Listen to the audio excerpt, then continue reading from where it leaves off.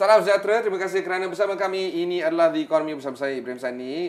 Kita sekarang bersama dengan penganalisis politik daripada Indonesia, Anissa Wardani Puteri, untuk memperkisahkan tentang bagaimana kita boleh memperbaiki ataupun menambah nilai dari segi delivery system untuk education system kita ataupun sistem pendidikan di antara dua negara. Anissa, mungkin kita boleh kongsikan serba sedikit tentang isu yang masih lagi hangat diperbincangkan di Indonesia sekarang ini, iaitu student loan ataupun pembiayaan pendidikan. Boleh tak kalau Anissa kongsikan secara awam apa masalah yang tergempar yang sedang berlaku di Indonesia berkenaan dengan student loan? Sebab kalau di Malaysia, ini adalah satu perkara yang biasa dan satu perkara yang lazim, terutamanya apabila kita lihat student loan itu diberikan ataupun dinambah nilai untuk memberi secara konsisten dengan scholarship, dan bukan semuanya akan dapat scholarship. So student loan itu biasa, kita ada institusi seperti PTPTN dan sebagainya. Tapi di Indonesia terbalik. Isu ini sangat hangat diperbincangkan dan boleh dikatakan ditolak muntah-muntah. Kenapa? Oke, pertama sebenarnya student loan ini udah ada salah satunya dari bank.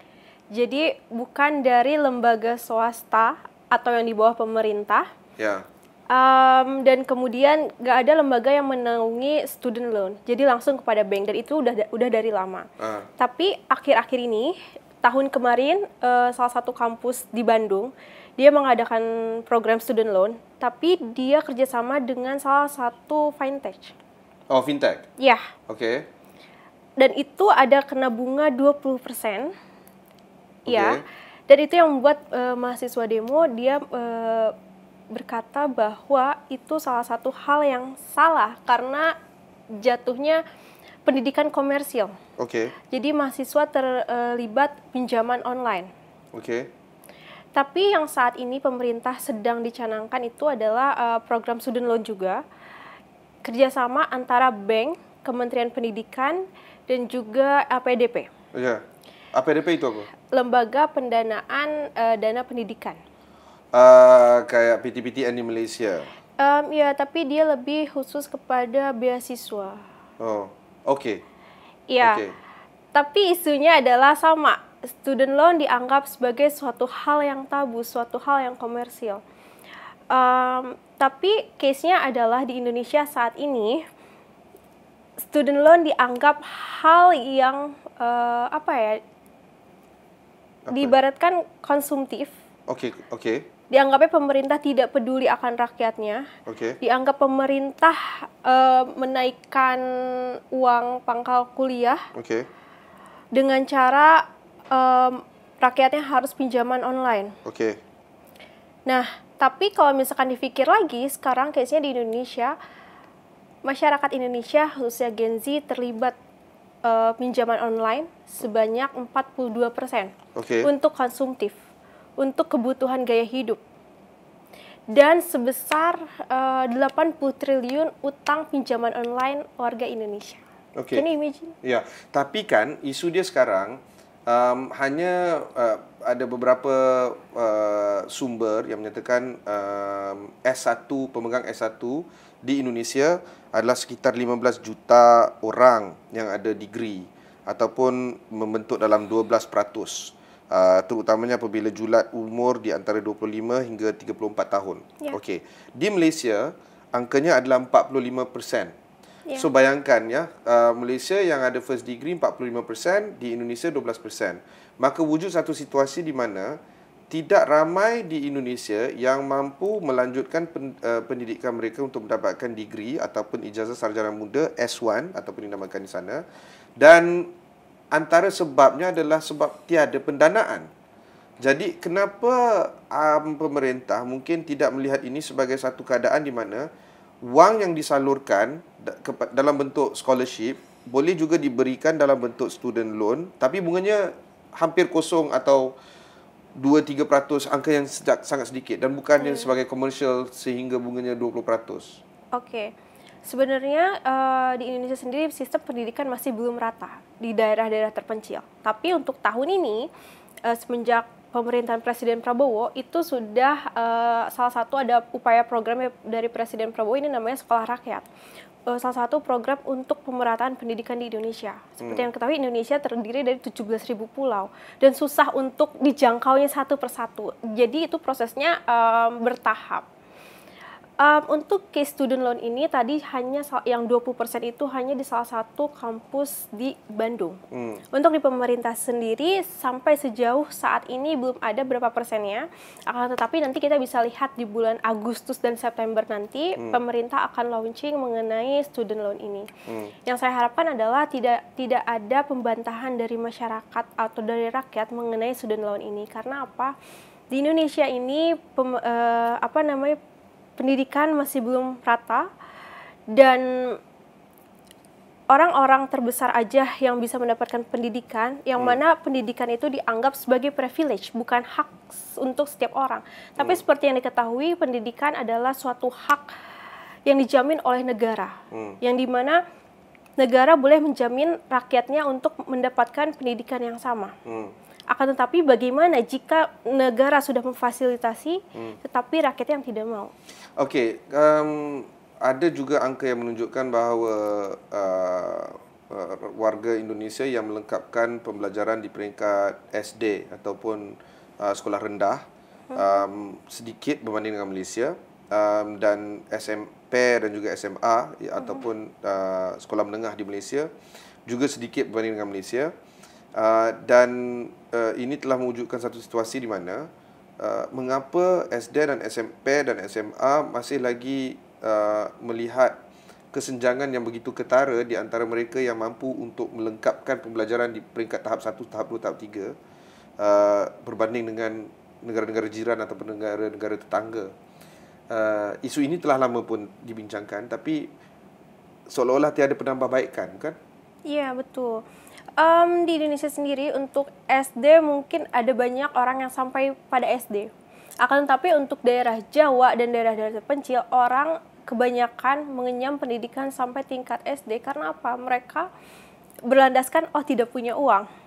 Dan daerah-daerah terpencil seperti di Pulau Seberang, 2021 aku pergi ke Pulau Belitung, dan masyarakat di sana sebagian besar bermata pencaharian sebagai nelayan, dan juga mereka berpikiran bahwa untuk apa sekolah kalau misalkan kamu ke laut kamu udah bisa dapat uang, kamu ke belakang gali timah kamu dapat uang, so sekolah buat apa? Toh sekolah pun bayar. Jadi tingkat kesadaran pendidikan di Indonesia itu sebenarnya masih sangat minim. Seperti itu. Okey, berbalik kepada isu konsumtif dan juga bunga tinggi untuk pembelajaran di tahap universiti, terutamanya untuk peringkat ijazah sarjana, belum lagi ijazah sarjana S2 dan juga PhD, S3. Tapi sekarang ni demonya sedang berlaku di Indonesia. Apa yang dipinginkan oleh siswa di sana, terutamanya mereka yang inginkan something daripada pemerintah, apakah perkara itu yang diminta? Sebenarnya kalau misalkan saya lihat adalah kebanyakan mahasiswa ingin sekolah gratis atau kuliah gratis.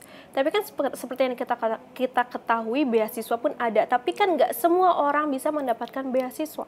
Meskipun dana pendidikan di Indonesia banyak, akan tetapi jumlah penduduk di Indonesia itu sangat banyak. Dan nggak mungkin semuanya bisa mendapatkan beasiswa secara penuh. Karena saya berpikir bahwa pendidikan itu kebutuhan kita sendiri. Untuk investasi kita ke depan, bukan lagi tanggung jawab seorang presiden atau negara. Negara dan presiden hanya menjamin setiap orang mendapatkan kesempatan yang sama. Akan tetapi untuk tanggung jawab diri dia sendiri, kebutuhan dan pembayaran lain-lain itu diri dia sendiri. So, di Malaysia terdapat banyak badan-badan pemerintah yang memberikan pendanaan dan pembiayaan pendidikan. Seperti contoh, di bawah Kementerian Pendidikan Tinggi ada satu jabatan di bawah Jabatan Perkhidmatan Awam, JPA, yang memberikan beasiswa ataupun scholarship untuk menghantar anak-anak muda Malaysia ke luar negara untuk sambung belajar S1. Dan di bawah Jabatan Perdana Menteri ataupun PMO, Prime Minister's Office, ada satu Suruhanjaya dinamakan Suruhanjaya Perkhidmatan Awam juga memberikan scholarship. Tetapi ada juga badan-badan lain seperti badan di bawah Kementerian Pembangunan Luar Bandar yang memberikan pendanaan pembiayaan pendidikan dalam dua bentuk, pinjaman dan juga scholarship, iaitu di bawah MARA. MARA memberikan pembiayaan pendidikan dan ia memberikan pembiayaan yang penuh untuk S1 dalam sektor-sektor yang dipinginkan negara, seperti contoh kejuruteraan, business services seperti perakaunan dan juga Bachelor of Finance, dan matematika dan juga sains dan sewaktu dengannya. Dan ini adalah berbentuk 0% bunga dan ia membolehkan ramai siswa untuk mengambil pembiayaan pendanaan ini. Di bawah Kementerian Ekonomi pula ada satu badan di bawah Yayasan Peneraju yang juga memberikan pembiayaan pendidikan.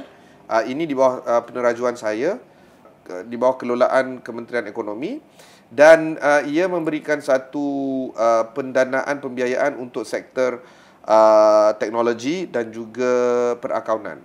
Dan ada juga wujud banyak lagi badan-badan yang memberikan kedua-duanya, beasiswa dan juga pinjaman, mostly dari yayasan ataupun yayasan persekutuan maupun negeri maupun yayasan peribadi ataupun swasta, dan juga badan-badan yang berbentuk keagamaan seperti pusat zakat dan sebagainya. Maksud saya adalah wujud ekosistem pembiayaan pendidikan dalam kedua-duanya, beasiswa maupun pembiayaan pendidikan ataupun student loan, tapi kesemuanya 0% interest ataupun very low interest, 1% contohnya. PTPTN, badan yang terbesar yang memberikan pinjaman pendidikan. PTPTN is Perbadanan Tabung Pendidikan di bawah Kementerian Pendidikan Tinggi ataupun kementerian yang mengelola universiti. Mereka memberikan pembiayaan yang memberikan bunga sebanyak 1%, tetapi diagihkan melalui keupayaan keluarga.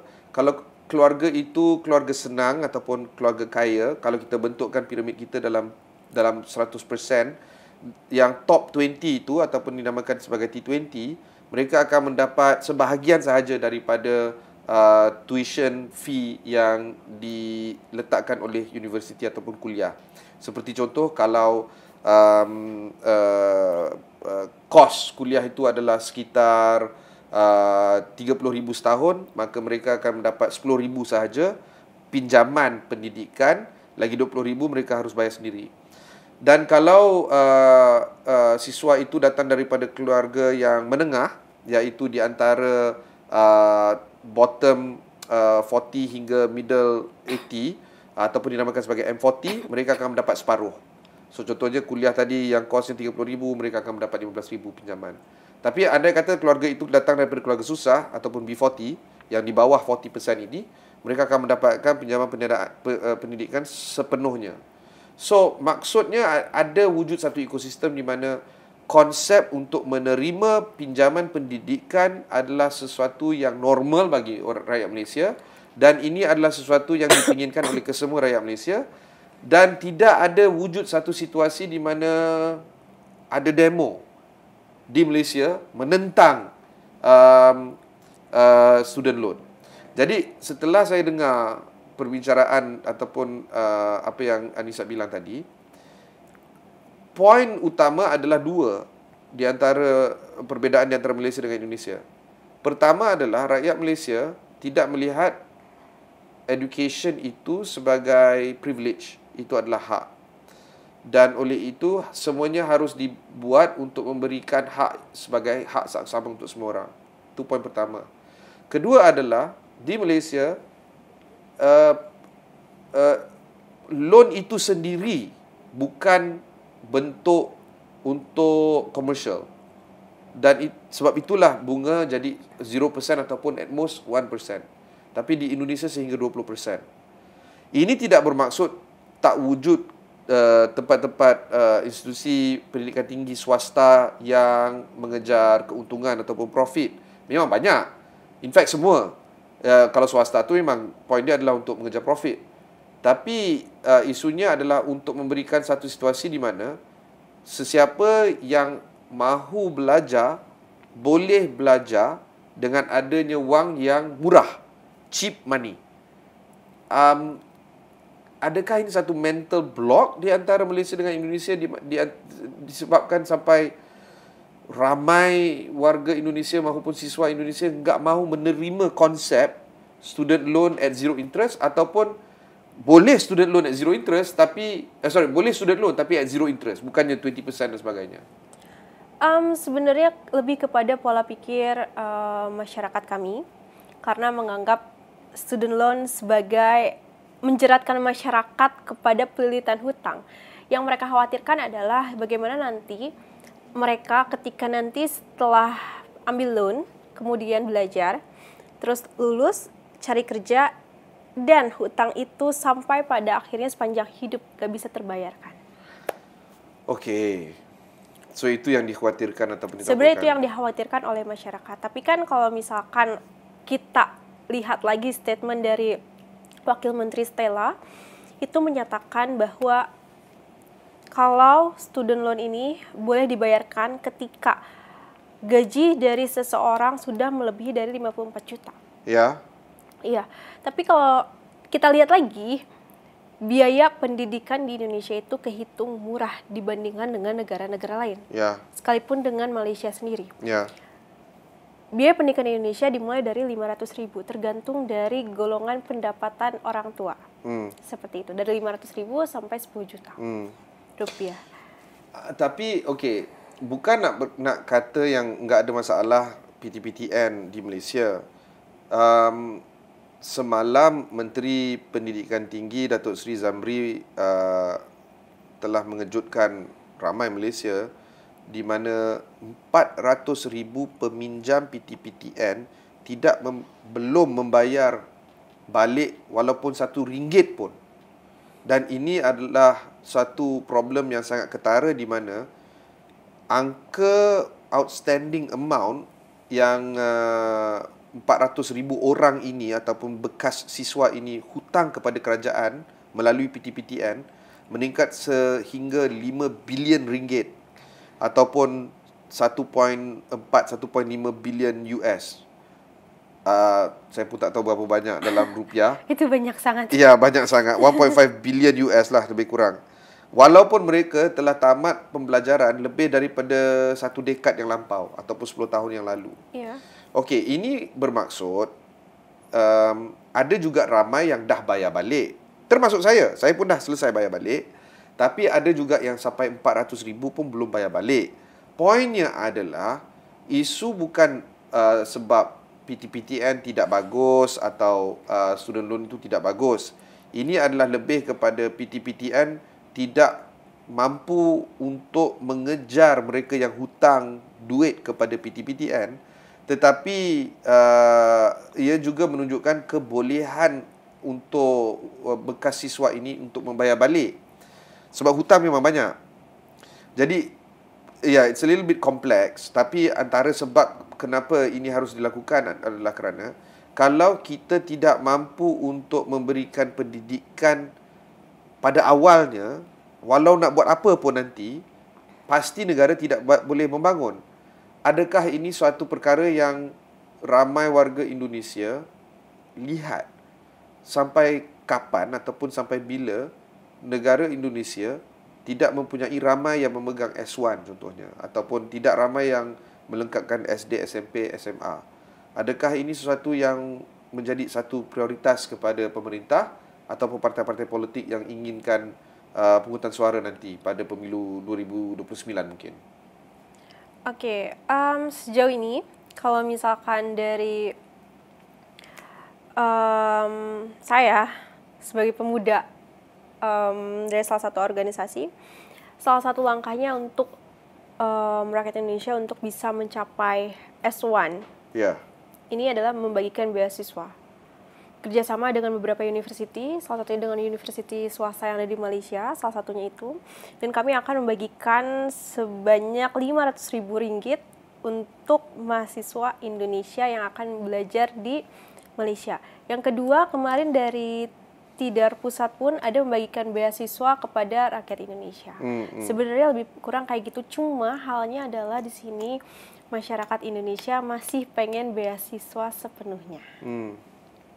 Maka itulah jadi satu situasi di mana hanya sedikit sahaja yang akan dapat pembelajaran. Just a small minority. Sebab beasiswa di mana-mana negara pasti sedikit. Wow, okey. Iya, karena pendidikan dianggap beban sementara.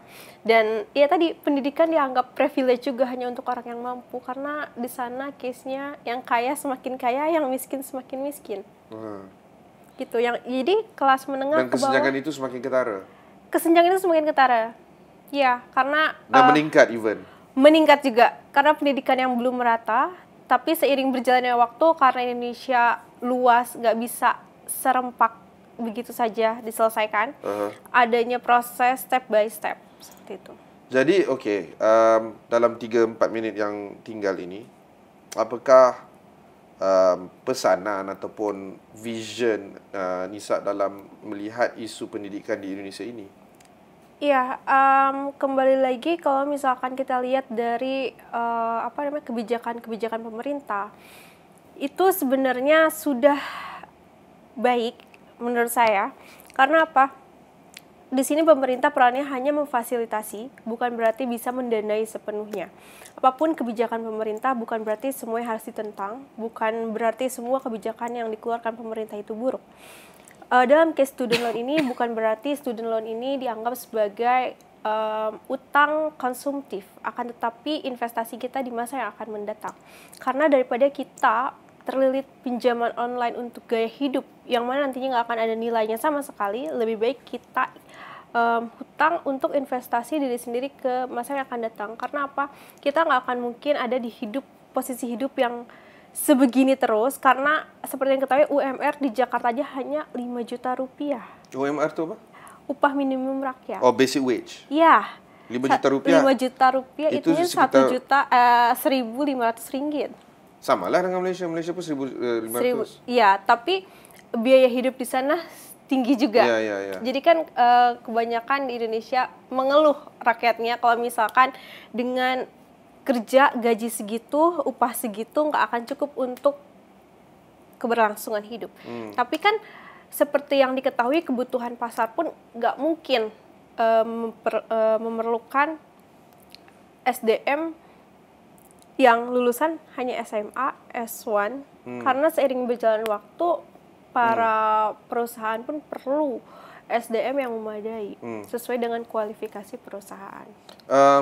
Akhir kata, kalau dilihat dari segi kebolehpasaran tenaga buruh di Indonesia, adakah ia terpaksi kepada bandar-bandar besar seperti Jakarta, Bandung, Jogja mungkin, Surabaya mungkin dan sebagainya, ataupun pemusatannya semuanya di Jakarta?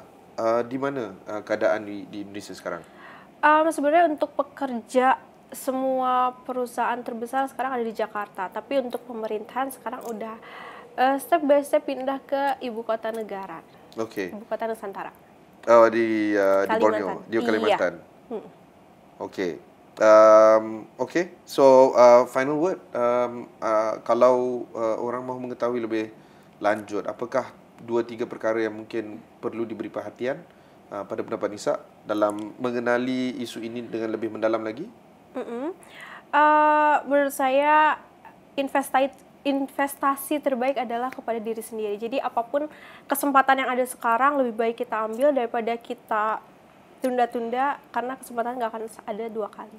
Di Indonesia pemerintah tidak memberikan student loan sama sekali. Baru akan mau, dan itu pun sudah ada di demo. Baru akan mau Agustus dan September ini. Okey. So kita lihat dululah gimana. Yeah. Alright. Okey, jika anda ingin mengenali lebih lanjut tentang isu pendidikan di Indonesia maupun di Malaysia, teruskan bersama dengan Astro Awani kerana kita teruskan memberikan berita yang berkenaan dengan isu ini sealiran dengan pergerakan masa dan juga sesuai dengan isu semasa yang kita selalu bincangkan. Jika anda terlepas mana-mana bahagian dalam wawancara ini, sila ke astroawani.com dan cari The Economy with Ibrahim Sani. Sekian saja untuk episod kali ini. Kita jumpa di masa lain.